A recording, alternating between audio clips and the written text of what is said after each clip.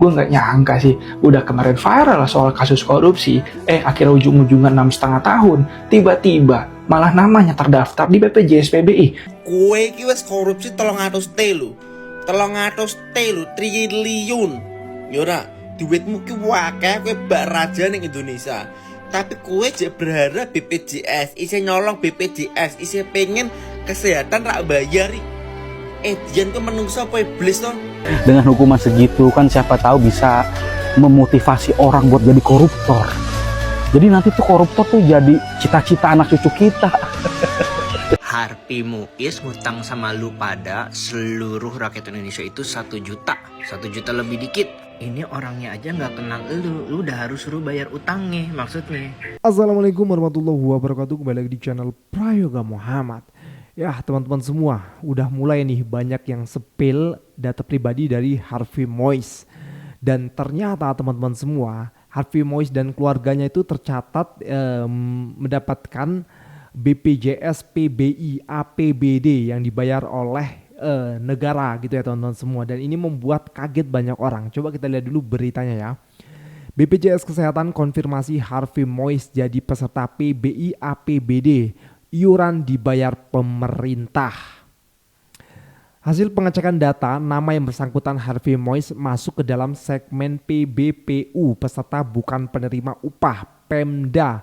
Nomenklatur lama PBI APBD, Pemprov DKI Jakarta, kata Rizky Minggu 29 Desember 2024. Pada segmen ini PBI APBD persyaratannya tidak harus fakir miskin maupun orang yang tidak mampu, melainkan seluruh penduduk pada suatu daerah yang belum terdaftar sebagai peserta program JKN dan bersedia diberikan hak kelas 3. Nah sekarang yang menjadi pertanyaan teman-teman semua, Harvey Muiz itu kan ya kita tahu lah ya, konglomerat lah ya, uangnya banyak sekali walaupun hasil korupsi ya teman-teman semua.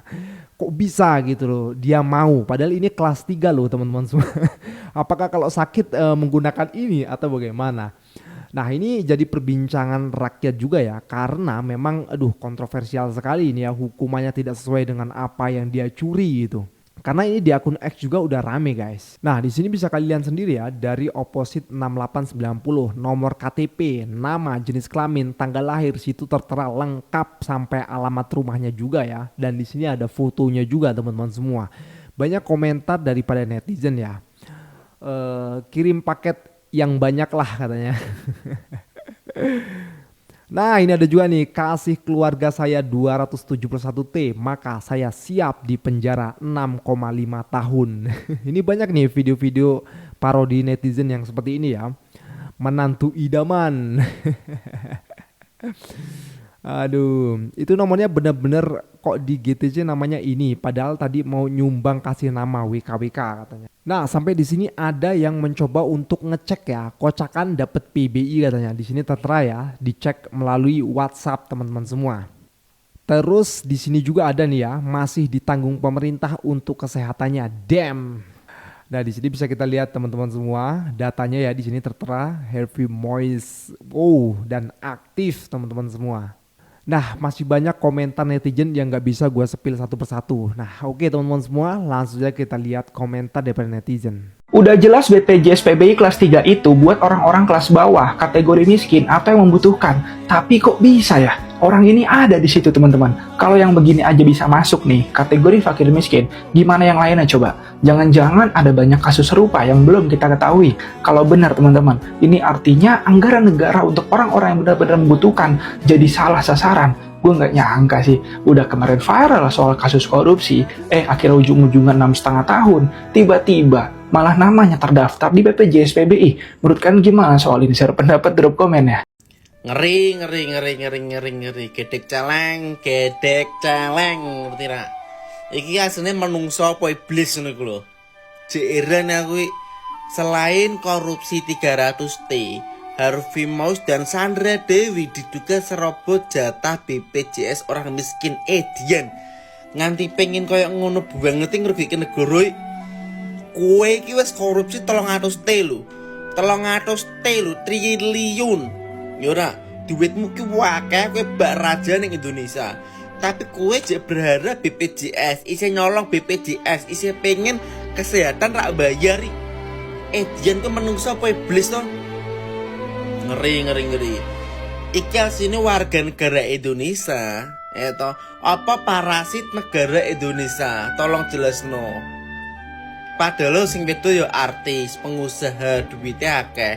Lanange ya pengusaha, walaupun pengusaha duit korupsi, tapi kan di belakang itu backgroundnya pengusaha.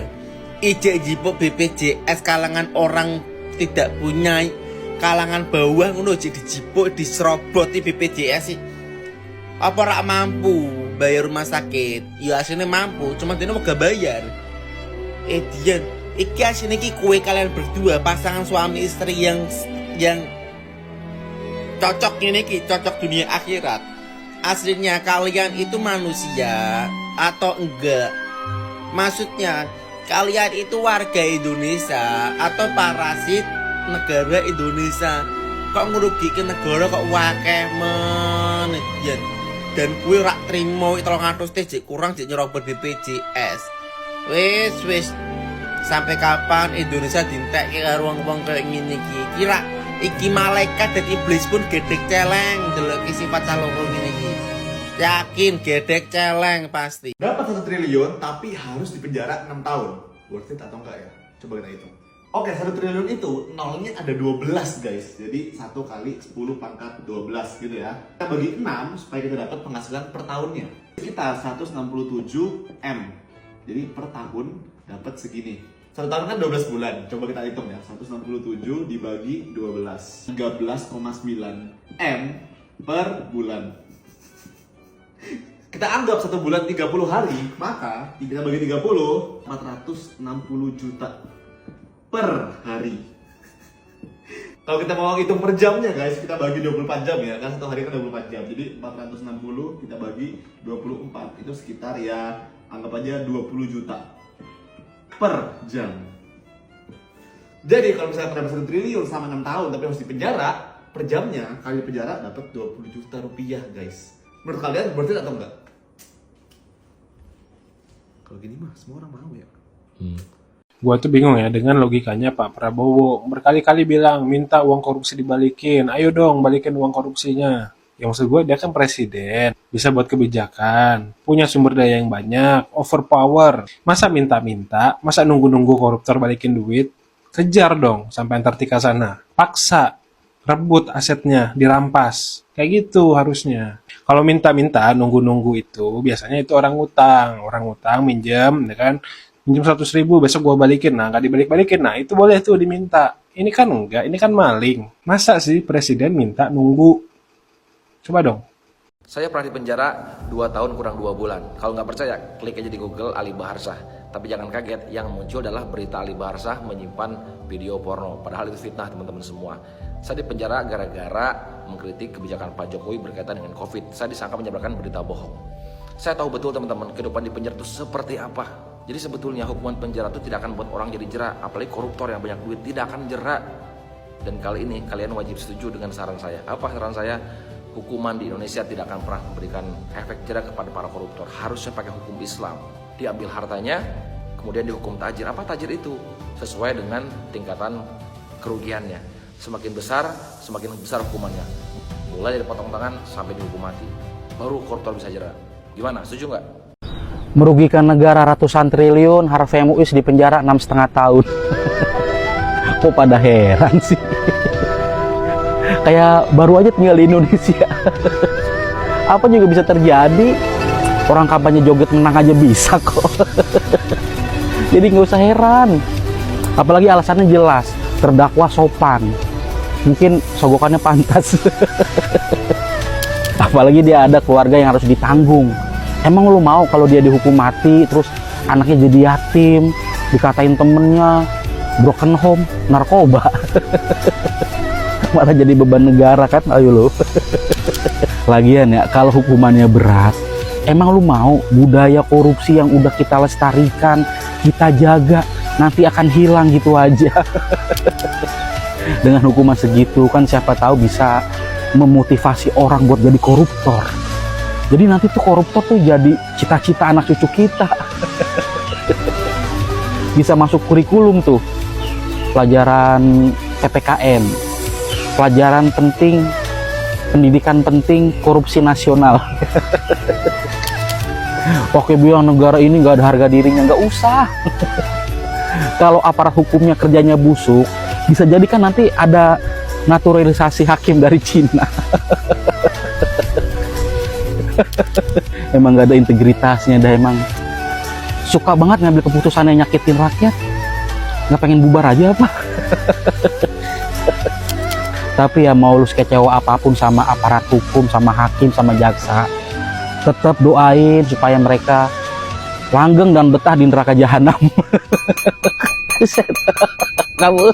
Akhirnya admin Gerindra ngasih penjelasan kenapa presiden dia, pejabat semua pada diam tentang kasus korupsi yang sampai 300 triliun. Terus admin Gerindra harus ngapain bang? Merubah putusan hakim. Jangankan admin partai, presiden aja nggak bisa ngerubah keputusan hakim. Tapi ini kejaksaan lagi ngajuin banding dan juga menyelidiki apakah ada pelanggaran etik hakim di keputusan itu. Yang bisa menindaklanjutin cuma Kejaksaan Agung. Nah sekarang Kejaksaan Agung lagi ngajuin banding. Yang ketiga, Komisi Yudisial juga itu udah turun tangan untuk mendalami hasil keputusan itu. Nah, disinilah gue baru ngerasa adanya miskomunikasi, di mana setelah putusan hakim itu naik, tidak ada berita bahwa Kejaksaan Agung dan juga lembaga yudisial sedang ngajuin banding tentang keputusan hakim yang dicurigai kok bisa ngasih keputusan kayak gitu, yang otomatis buat geram elu, gua, dan seluruh masyarakat Indonesia tentang berita tersebut. Dan gue yakin citra pemerintah ini sekarang lagi diambang penilaian sama masyarakat. Kita bakal lihat kalau misalkan sampai keputusan hakim ini tetap 6,5 tahun, di sini pasti masyarakat bakal tetap kecewa sama sistem pemerintahan sekarang. Gue yakin. Tapi ini adalah titik balik. Kalau misalkan pemerintah bisa sampai membuat keputusan yang luar biasa terhadap kasus ini, itu bakal jadi timbal balik yang luar biasa, di mana masyarakat akan ngedapetin kepercayaan yang luar biasa terhadap pemerintahan yang ada sekarang. Dan di sini gue mau ucapin terima kasih buat admin Gerindra karena udah komen di beberapa akun dan memberikan penjelasan kayak tadi. Dan buat teman-teman yang ngehujat admin Gerindra, ingat, seorang admin kagak bisa ngerubah putusan hakim, tapi setidaknya admin bisa menyampaikan apa yang lagi viral dan dibutuhin sama masyarakat untuk disampaikan ke pihak yang bisa membantu masalah-masalah yang dihadapin masyarakat di TikTok. Ini menurut sudut pandang gue. Kalau kalian punya pendapat, silahkan komen. Masih ada gitu ya netizen yang ngebelain ya suaminya Teteh tambang timah yang ngerugiin negara sampai 300 triliun rupiah. Temen aja ngutang cepet 100.000, kalau lu dongkol kan kagak bayar-bayar nih, ditagih nggak bayar. Ini apalagi 300 triliun, emang kelihatannya gede, tapi gua akan coba bandingin ya 300 triliun dibagi dengan jumlah rakyat Indonesia yang ada di Indonesia. Nih gue tunjukin. Gua tanya si Meta tuh, berapa kerugian negara karena Harvey Muiz? Negara mengalami kerugian sebesar 300 triliun akibat kasus korupsi yang melibatkan Harvey Muiz. Kerugian ini mencakup bla bla bla bla tuh 2,2 triliun tata niaga, pembayaran biji timahnya 26 triliun, kerusakan lingkungannya 271 triliun. Gua mau nanya Meta juga berapa jumlah penduduk Indonesia. Gua tanya Meta lagi berapa jumlah rakyat Indonesia tahun 2024. Jumlahnya ada 281,6 juta jiwa berdasarkan Badan Pusat Statistik atau BPS nih ya. Tuh 281,6 juta.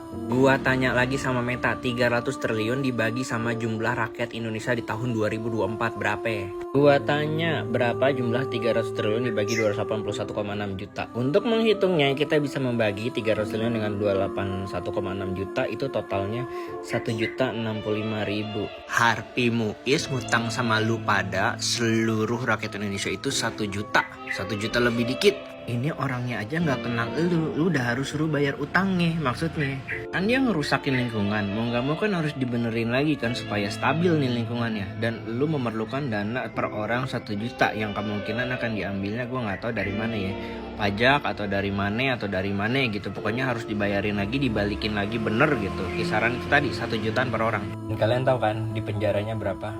6,5 tahun. Ngerugiinnya 300 triliun. Tulis di komentar, adil apa enggak, atau memang sudah selayaknya seperti itu. Tapi kita harus bayar utangnya 1.065.000. Ini serius ini. Nggak ada satupun pejabat di Indonesia yang mau menanggapi tentang viralnya putusan hakim untuk suaminya Sandra Dewi, Harvey Muiz. Nggak ada gitu yang mau menanggapi minimal gitu ya kan. atau anggota DPR RI ya, sebagai anggota perwakilan rakyat di Komisi 3. Nggak ada gitu inisiatif buat manggil hakimnya, nanya gitu, ya keputusan yang nggak masuk akal ini. Minimal gitu ditanya gitu, ya dipanggil hakimnya. Bilang, kok ini pencurian 271 triliun dihukum 6,5 tahun doang, sedangkan pencuri ayam dihukum 5 tahun. Ayam harganya 100 ribuan. Nggak ada gitu yang mau nanya kayak gitu ke hakimnya.